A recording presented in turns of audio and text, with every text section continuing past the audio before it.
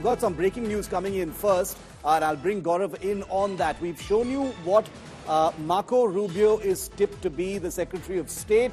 Mike Waltz is confirmed as the National Security Advisor, but there are two more pro-India faces that could be joining Team Trump, is what we're hearing. This is not confirmed. It's still in the realm of speculation, but it is being widely reported that there is suspense over Trump's CIA director and there is suspense over Trump's Secretary of Defense appointments. There's huge buzz that Kash Patel, a close advisor to Trump, could be the next CIA director. He's just 44 years old, my age, and he could be the next director of the Central Intelligence Agency. There's also big buzz that Tom Cotton is tipped as Secretary of Defense. The head of the Pentagon could be Tom Cotton. Now remember, disclaimer of course, that this is all speculation. These two names have not been confirmed. Neither has Marco Rubio. Marco Rubio is almost confirmed to be Secretary of State. That announcement is likely to come very, very soon. But as far as CIA Director and Secretary of Defense is concerned, Tom Cotton, Kash Patel's names are doing the rounds. Gaurav, bringing you back in on this. Once again, Gaurav, sensitive posts of a security nature, the CIA, the Secretary of Defense, both names once again with a very distinct pro-India character. Well, Langley will be in the headlines in case it is Kash Patel. But even if he is not, so let's take this one by one.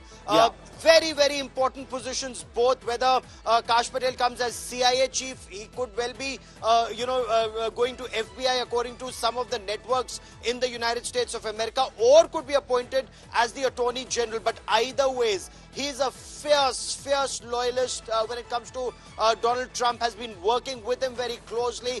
In fact, his book is seen as the guide that Donald Trump will take to cleanse the system or drain the swamp in the United States of America. What has he said? Government gangsters need to be dealt with. Roadmap to end deep state's reign in the United States of America. And being a former Department of Defense official, he's someone who's dealt with it extensively. He's an insider who knows where the rot is, how to stem the rot, and how to ensure that it's the people who are powerful. I mean, that's the buzz in the United States of America. Let's talk about Tom Cotton for a moment. A senator from Arkansas, somebody again who's seen as someone who's close to India. If I could just take you back to 2016, remember there was that terror attack that had taken place at the brigade headquarters in Puri. That was Pakistan state-sponsored radical Islamist terror, after which India had launched a surgical strike.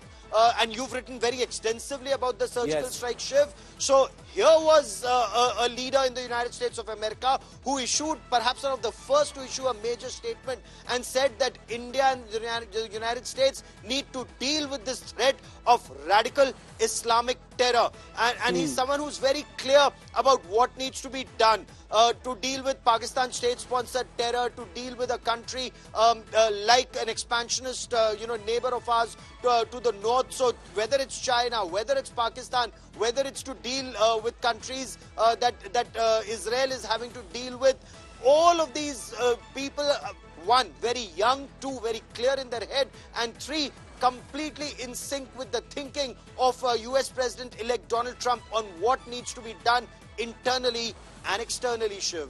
Stay with me, Gaurav. Geeta Mohan, our Foreign Affairs editor, just back from covering this historic election, is also with me live. Geeta, after some months of diplomatic upheaval and friction between India and the United States, the Indian Foreign Office is going to be quite chuffed about the friendly faces lining the Trump cabinet, at least so far. Mike Waltz of the India caucus, Marco Rubio, a staunch, pro-India senator from Florida, talk of Kash Patel and others doing the rounds right now.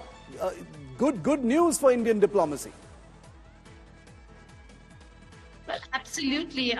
Two very important, prominent people you spoke of, Shiv, but there are many others who are pro-India and Yeah. are going to be in the Trump team, whether it's in the strategy level, the management level, public relations, so on and so forth. Gaurav was talking about Kash Patel. Let me tell you, one thing is very clear, that pro-India and Indian Americans are working, who are going to be a part of the Trump team. All are going to think for India, but they're going to think for America first. On that, yes, we're looking at Americans who have a better view and a more positive outlook towards India.